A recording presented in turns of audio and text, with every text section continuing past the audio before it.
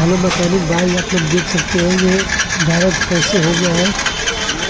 ये देख सकते हैं क्या फॉल्ट है, अभी दिखाएंगे आपको, वीडियो में बन रही है कैसे इसके प्रॉब्लम को सॉर्ट आउट करना है। आप लोग देख सकते हैं। वीडियो अच्छा लगा तो लाइक कीजिए, कमेंट कीजिए और चैनल को सब्सक्राइब कीजिए और सारे दोस्तों को शेयर कीजिए। ये मैकेनिक भाई सीखने वाले हैं।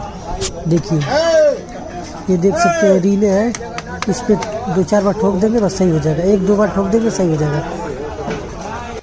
देखिए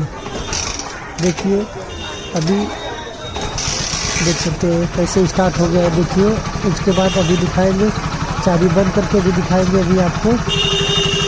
चाबी बंद करो, देखो देख सकते हैं सही हो गया। देखो